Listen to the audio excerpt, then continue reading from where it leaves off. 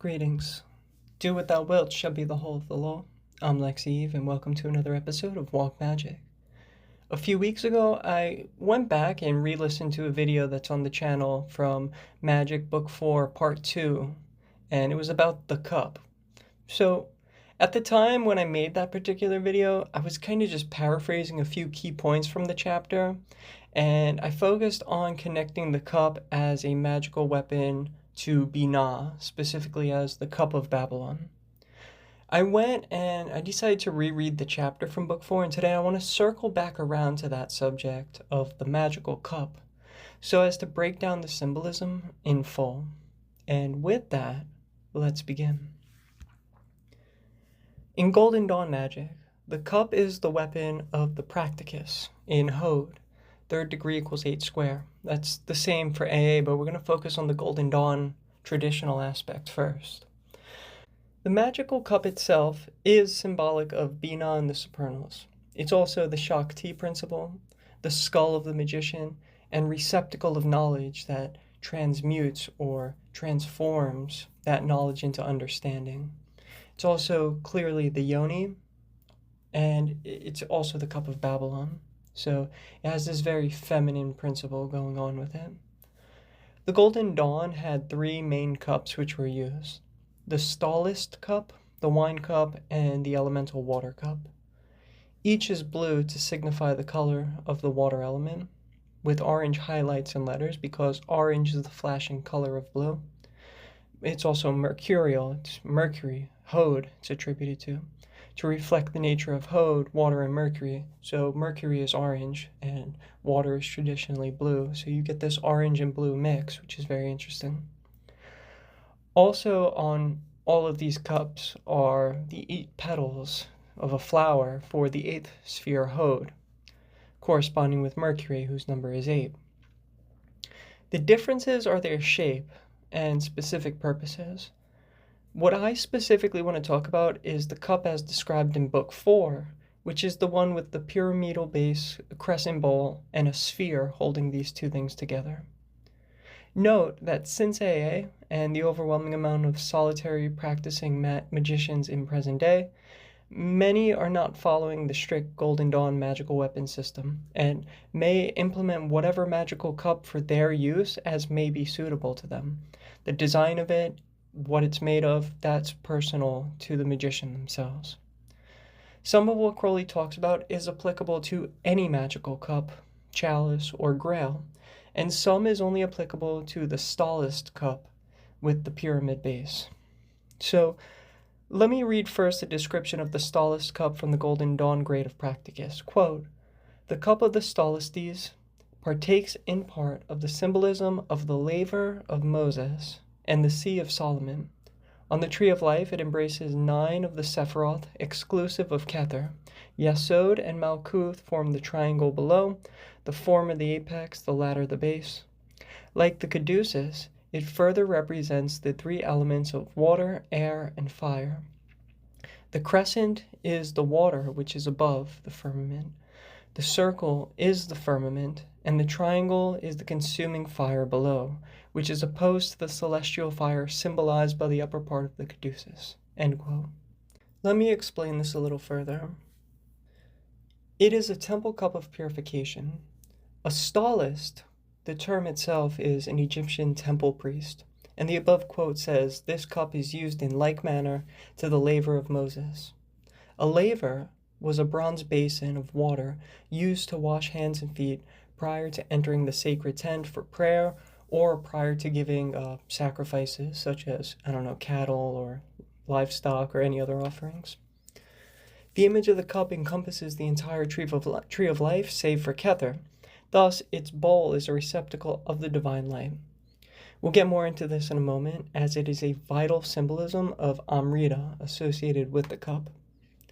The crescent is the water above, and is in like manner to the symbolism of the moon in the heavens above. It symbolizes the fluidic nature of the starry light or ether, that which permeates all, a higher form of the astral light. The central sphere of the cup in the midst is the firmament, or representative of the firmament, or arched vault of the sky. This is like the womb or space, but actually it's relating to the sun in the heavens. Thus we have the sun and moon conjoined, which we'll also come back to later on. The pyramid below is the lower fire. It is the fire under the alchemical curcumin, or in another and similar sense, action on the lower plane, motion. The symbol as a whole demonstrates the form of Atu 14, art, as the alchemical process of action on the lower plane to ascend upwards towards Amrita, the Kundalini process. And though the cup is feminine as a whole, it demonstrates the polarities within the magician, the very same principles operating external to the human body. Feminine, masculine, median. One becoming a receptacle for that essence of divinity. In addition, the cup is the natural complement to the wand. It is from the wand, which encompasses the entire tree of life, as the caduceus, and from which the celestial fire is bestowed in the cup from its tip. Here's something to keep in mind. Magical weapons are physical symbols. They exist on multiple planes simultaneously, represented with a physical object. And the other aspect of that symbol are the elements they represent. So the wand being fire, fire can be Yod of Tetragrammaton, thus associated with the father in Chakma, but it can also relate with Mars as fire, or even Netzach as fire. The elemental weapons of the wand and cup primarily correspond with Netzach and Hod, the lowest reflection of their respective pillars. So, with the cup, it is through the mercurial water sphere of Hod which the cup absorbs its moisture and is thus used for libation. The mercurial undercurrent is obvious in the A system, as it's the magus grade corresponding with Chakma. But further, Mercury is always the messenger of the highest god, thus Chakma as the logos, and the wand itself as the caduceus being the wand of Mercury. All of these elements come into play in the nature of the cup as it catches the dew of the highest. From the Golden Dawn, quote, "In addition to this explanation, the cup represents the receptacle and collector of the more fluidic forces of the light, and it is the symbol of an inexhaustible bowl of libation from which reservoir the adept may draw the reserved forces of the light, which matter again calls for meditation," end quote. So as said, this particular cup is used for ritual cleansing, purification of the body, as well of the temple and etheric space. Now from here, I want to turn towards some points from Book 4, Part 2. The first notable symbolism of the chapter on the cup is as follows, quote, "As the magic wand is the will, the wisdom, the word of the magician, so is the magic cup his understanding," end quote. So here we have the wand as the active principle of applying understanding through action, and the passive act of absorbing knowledge, cognitive digestion of the fact observed, and inference within a specific context, all encapsulated in the cup. Fully contemplating a thing past surface experience and observation, or just simply accumulating facts. Quote, "And it is also the cup in the hand of Our Lady Babylon, and the cup of the sacrament. This cup is full of bitterness and of blood and of intoxication. In the beginning, the cup of the student is almost empty, and even such truth as he receives may leak away and be lost," end quote. Before going back to the script, I want to mention, so yes, this is a water cup, it corresponds primarily with the water element. However, depending on how you're using it in your ritual, how you write it in, this cup can be used to transmute wine into blood, symbolically, and would be the blood of the saints. We'll talk about that more in a second. Or it can be used for water for purification purposes. So it has both of these natures applicable to it. Back to the script. I've spoken at length in previous videos about Babylon, the blood of the saints, of pouring out one's entire ego into the grail of Babylon. In this instance, the cup of the magician is synonymous with the cup of Babylon. They must accumulate experience and then process it, refine it, alchemize it, and extract the purest essence of that experience, be it through study or various practices, collecting drop by drop that precious liquid which will slowly fill the cup. Noting also that in the beginning, one may be only able to extract a single drop, and by the time they get another drop, that first might have evaporated. But with persistence and speed, and by flowing with the current, one begins to gain momentum, further experience, and the extraction process becomes easier, more natural. The culmination of the process is having one's sense of individuality as separate from all else be absorbed into Babylon's cup, or Nuit, or Ein Sof, or whatever you want to coin it, Pan. Thereby there is no difference between the magician and the highest or supernals, etc. In a completely different way, the cup represents the drawing down of Amrita, which drop by drop fills the cup. This is where that mapping of the cup really comes into play, as upon the crescent is the lotus. So the further one gets into the Kundalini process, the more they are able to draw down that light from Kether and collect it in their cup, transmuting it into will and then will into action. It is at this final stage where one fully sees the mind for what it is, a tool, and a tool that is limited. Quote, "They say that the Venetians made glasses which changed color if poison was put into them. Of such a glass must the student make his cup. Very little experience on the mystic path will show him that of all the impressions he receives, none is true. Either they are false in themselves, or they are wrongly interpreted in his mind. There is one truth and only one. All other thoughts are false. And as he advances in the knowledge of his mind, he will come to understand that its whole structure is so faulty that it is quite incapable, even in its most exalted moods, of truth. He will recognize that any thought merely establishes a relation between the ego and the non-ego." End quote. Very good. I want to move forward into some symbolism about the actual components of the cup itself, as opposed to the symbols of what the cup represents. The bowl of the cup, when looked at from a top-down view, is seen as a circle. This represents the infinite plane, symbolized by the Ouroboros. It represents this infinite plane upon which the motion of the wand may do the will of the magician. I say this in a very practical, everyday magic sense, as well as in a sex magic sense of the wand interacting with the cup. Further, this infinite plane is of water. It has depth, and must also that, quote, "As the wand is weak without breath, so the water false without depth. The understanding of the magus must include all things, and that understanding must be infinitely profound," end quote. So that depth essentially must be infinite.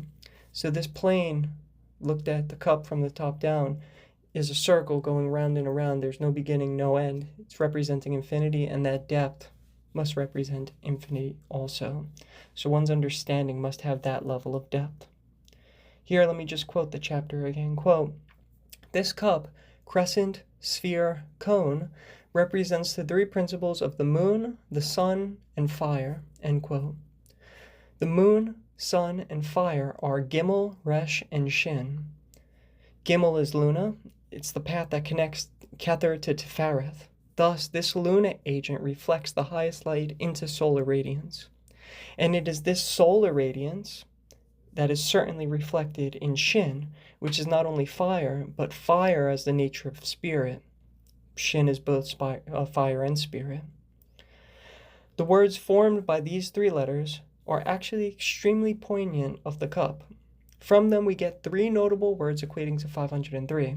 We get shereg, meaning weaving, as in to weave things together. Sheger means to inhabit or reside. And regesh, meaning emotion. Weaving can be the interconnectedness of events on a material or intellectual plane. Weaving has also been symbolized traditionally as a feminine trait or pastime in the past centuries. So I find that interesting that these three letters that represent the cup based on its shape have that feminine symbolism attached to the connotation of weaving. Inhabit implies space or a house. House is Beth, the second letter in Hebrew. Beth, again, is Mercury, the magus. Again, coming to that mercurial principle spoken of earlier, that this cup is the receptacle of the moisture of Hod. And then emotion, which is obvious as it is the primary association of water and right brain activity, emotion. Now we're going to move on to the subject of Amrita. Quote, "The magic cup is also the flower. It is the lotus which opens to the sun and which collects the dew. This lotus is in the hand of Isis, the Great Mother. It is a symbol similar to the cup in the hand of Our Lady Babylon. There are also the lotuses in the human body according to the Hindu system of physiology." End quote. The lotuses in the body are the chakra. They are energy points throughout the body, but the most important are the 7 in the central spinal column. The skull is the part of the body in yoga associated with Shakti, the counterpart of Shiva, as the receptacle of Kundalini, the serpent force at the base of the spine. By various practices, the force is awakened and sent upwards, as you could see in the caduceus. In Hatha Yoga, there are 3 very important bandha, which are body locks, used to direct the flow of prana. The Mula bandha locks the lower pelvic region so prana doesn't flow down but upwards. The second is Uddiyana bandha, a lock in the stomach and navel region that sublimates energy in the fiery gastrointestinal region. And the third is the Jalandhara bandha, the throat lock, which stops prana from moving up, and thus it culminates in the central region. This creates Ajni, intense heat, from the suppression of Apana, or outward flowing energy associated with air. This heat, or Ajni, moves inward to the subtle planes and stimulates, hopefully awakening Kundalini, which will then, over many various experiences, be brought upward from the base of the spine to the skull. So it's forced into the most inward plane that you have within your human experience, and that is thought to stimulate Kundalini. Crowley describes the functions of several of the chakra based on their lotus figure and function, but I'm only going to quote the final one. Quote, "The 2-petaled lotus of the pineal gland receives the nourishment needed by thought, while above the junction of the cranial structures is that sublime lotus of 1,001 petals, which receives the influence from on high, and in which, in the adept, the awakened Kundalini takes her pleasure with the Lord of all. All these lotuses are figured by the magic cup. In man they are but partly opened, or only open to their natural nourishment. In fact, it is better to think of them as closed, as secreting that nourishment, which, because of the lack of sun, turns to poison." End quote. And Crowley mentioned something much earlier that allegedly, right, the Venetians made cups of glass that would change color when poison was in it, and that the cup of the magician must be made of such glass. This is, of course, metaphorical, but the point is, one must learn to be able to detect subtle energy centers, know when there is an imbalance or otherwise closed valve.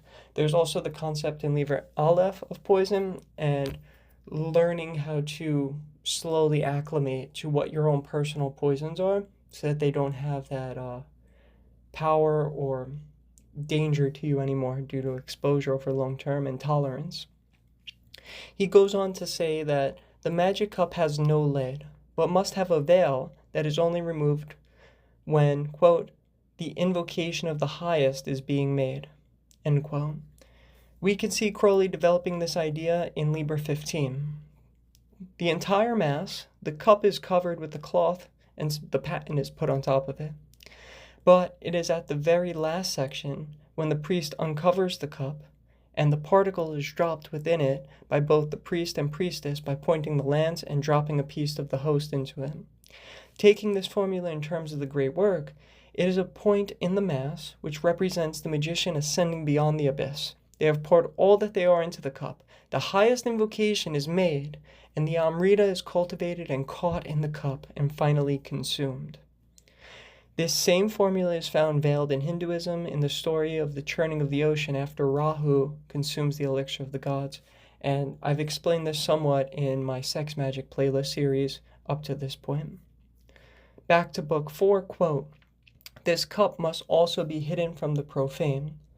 The wand must be kept secret lest the profane, fearing it, should succeed in breaking it. The cup, lest, wishing to touch it, they should defile it. Yet the sprinkling of its water not only purifies the temple, but blesseth them that are without. Freely it must be poured. but let no one know your real purpose, and let no one know the secret of your strength." End quote. The cup and its contents should be kept secret from the profane. Honestly, you could talk about a practice, it's fine, but going into your personal mystical experiences while you're doing experiments is always a bad idea. One, it draws ridicule. Two, it runs the risk of becoming an ego factor. And three, your work on the internal plane doesn't necessarily help anyone by telling them that you experienced something particular. In the case of a student-teacher role, it's slightly different, but you also don't want to plant seeds in someone's head that your experience is what they should strive for. One, they have to have their own struggle, their own growth process. And two, they need to figure out what the results of a practice are for themselves, because that's where the growing happens. And three, they might get a completely different result from a practice, but one which is beneficial to them. So you don't want to negate them from having that experience. The cup, again, is of the feminine and represents infinity, expansion, new Eve. It absorbs all. But what you allow into the cup must be made pure. It represents your emotional state, as well as all of the impressions which you are then to interpret on the deepest level, to gain understanding. These create processes in the brain that operate on extremely subtle planes and must then be worked out rigorously so you don't get your wires crossed, because you're going to start planting stuff in your unconscious, and that's going to come out through the conscious mind, through thoughts, and eventually through actions. So whatever you're putting into this cup needs to be made pure. Quote, "And this is the danger of the cup. It must necessarily be open to all, and yet if anything is put into it which is out of proportion, unbalanced, or impure, it takes hurt. And here again we find difficulty with our thoughts. The grossness and stupidity of simple impressions cloud the waters. Emotions trouble it. Perceptions are still far from the perfect purity of truth. They cause reflections, and while the tendencies alter the refractive index and break up the light, even consciousness itself is that which distinguishes between the lower and the higher, the waters which are below the firmament from the waters which are above the firmament." Again, that symbol of soul, consciousness, between the emotion/womb of the mother and the world of action/motion below. The liquid in the cup, which creates that flat plane, reflects light. Quote, "If the cup is shaken, the light will be broken up." End quote. Likewise, when impurities mix into the cup, quote, "It is easy to see when water is muddy, and easy to get rid of the mud. But there are many impurities which defy everything but distillation. There is, however, a universal solvent and harmonizer, a certain dew which is so pure that a single drop of it cast into the water of the cup will, from the time being, bring all to perfection. This dew is called love. Even as in the case of human love, the whole universe appears perfect to the man who is under its control, and so it is, and much more, with the divine love of which it is now spoken. For human love is an excitement, and not a stilling of the mind, and as it is bound to the individual, only leads to greater trouble in the end. This divine love, on the contrary, is attached to no symbol. It abhors limitation, either in its intensity or its scope, and this is the dew of the stars of which it is spoken in the holy books. For Nuit, the Lady of the Stars, is called the continuous one of heaven, and it is that dew, capital D, dew, which bathes the body of the adept in a sweet-smelling perfume of sweat. In this cup, therefore, though all things are placed by virtue of this dew, all lose their identity." End quote. Again, this is referring to what I talked about above, about the culminating and the encapsulating in the most central inner plane of prana to stimulate that kundalini, to get that kundalini to rise up to Shakti and to release that Amrita. Love is the law, love under will. I'll catch y'all in the next one.